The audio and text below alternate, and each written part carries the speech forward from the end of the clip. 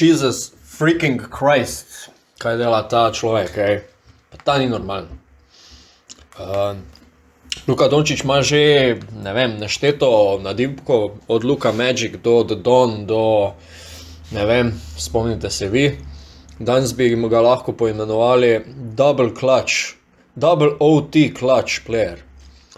V glavnem, dobrodošli na kanalu Greg Skort, Gregor ponovno z vami. Če ste tukaj prvič, lepo vabljeni, da se naročite za podobne analize, highlights Luke in ostale highlights sveta košarke. Vabljeni.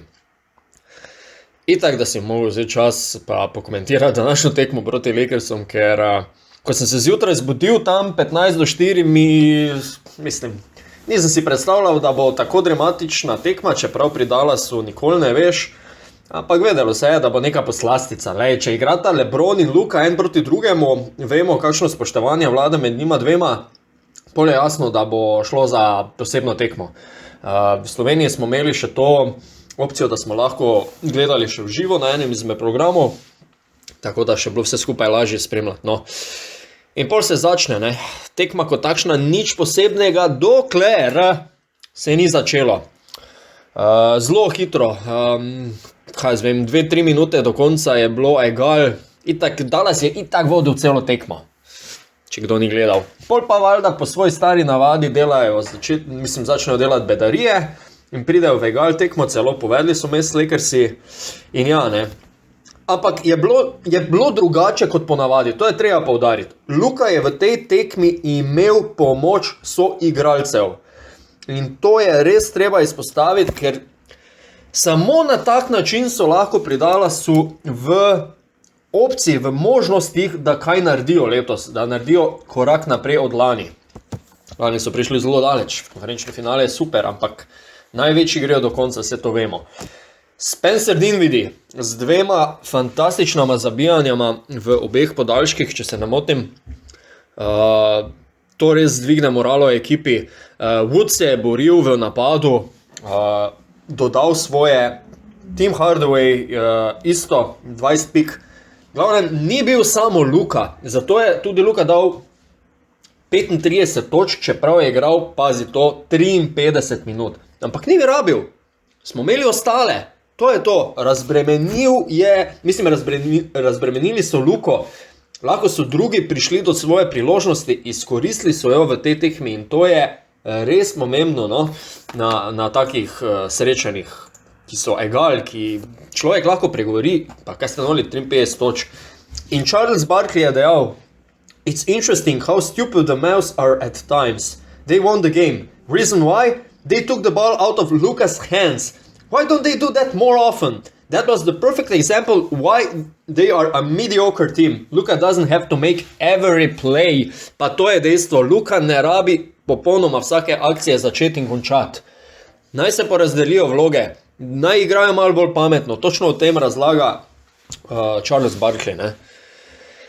In to je pač tisto dejstvo, ki tako pogrešamo pri Dallasu, da bi bil bolj uspešen, da ne bi bil Luka mož z 30 točkami, 10 asistencami pa 10 skokami vsako ljubo tekmo.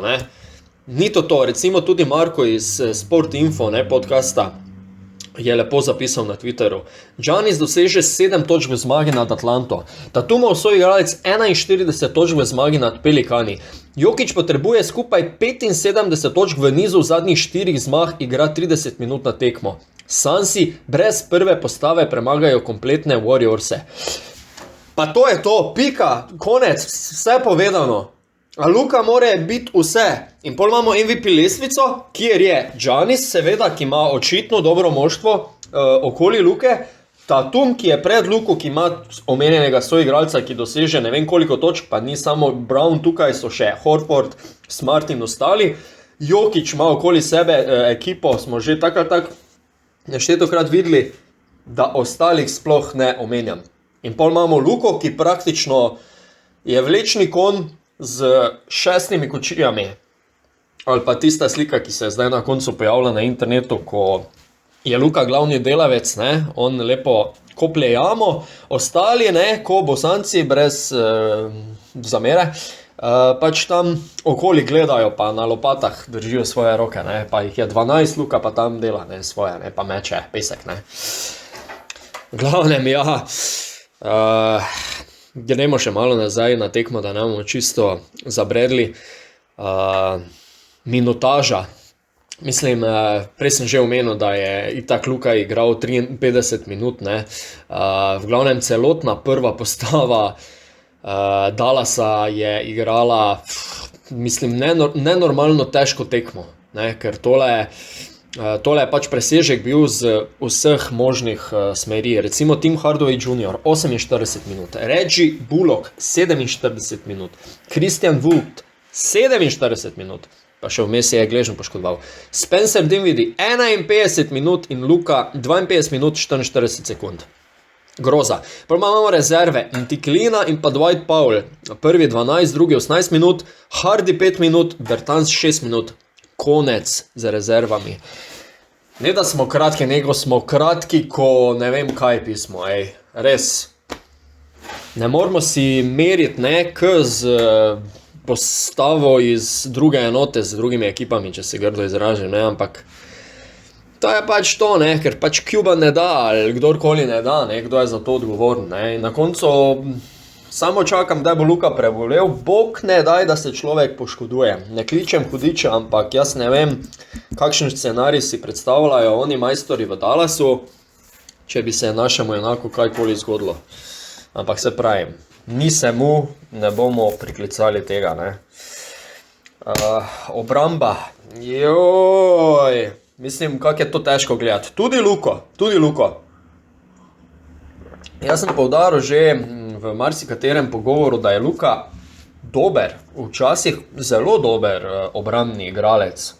Dobi stile, naredi kakšno blokado, ukrade žogo tu in tam. Ampak, ko se potrudi, ko mu je, ker ko mu ni, se pa šeta nazaj in to jaz včasih popizdim. To bom kar po pravici povedal. To mi ni všeč. Danes je bilo zapiranje katastrofalno. Tukaj gledam na Luko, tukaj gledam na Wooda. To je ogromna rezerva, ker ona dva v obrambi, ko ima ni, ne bo ta, ne. Ja, sej, jasno, v napadu data toliko več. Zelo težko je pričakovati, da boste enakovredna na drugi strani, ampak spet. Najboljši so najboljši na obeh straneh.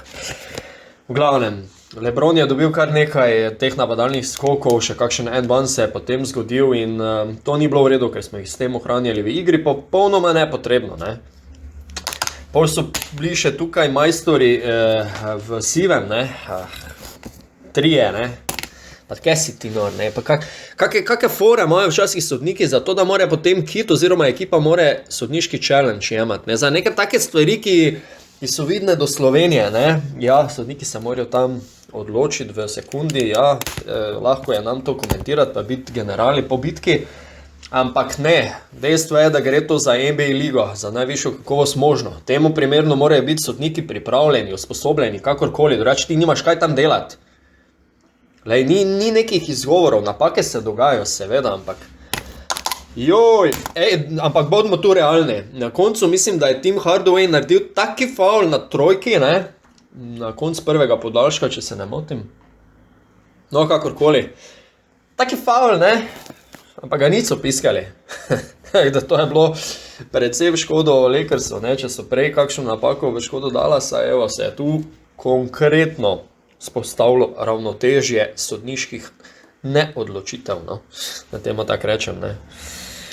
O MVP debati smo že prej malo komentirali, pa bi še tukaj res enkrat izpostavil, no, ker so se zgodile taka dejstva v tej, neizpodbitna dejstva. Luka je itak triple-double, ne vem kjer je, 56, nimam pojma. V glavnem, prvo je vodil celotno moštvo čez tekmo. V zadnji četrtini je dosegal prve 3 točke, če se ne motim, z trojko v zadnjih teh 5 sekundah do konca. Klač trojka za podaljšek. Bili so na -3, Luka zadane. Trojka. Gremo v podaljšek. Ja, tam vmes je zgrešil neke proste mete, ampak spet, konec podaljška, ne vem, sicer je bila 4 sekund do konca, ampak trojka. Luka spet v pravem času, v klač momentu, trojka. In pol drugi podaljšek in zmaga. V glavnem, če teh dveh trojk ne bi bilo, mi danes ne govorimo o zmagi Dallasa, o senzacionalni predstavi, o neverjetni tekmi nasploh, ampak reci piši po zmagi Lakersov po rednem delu. To pomeni MVP predstava in to bojo mogli ta glavni dati v zakup, ko bojo odločali, kdo je MVP. Marsikomu to ni pomembno. Mogoče ni pomembno komu od nam. Ampak na koncu koncev Amerika, NBA liga je dežela statistike. Tam je to pomembno, pa ne da je pomembno, malo uber pomembno. Pomembno do konca. Težko je bolj pomembno.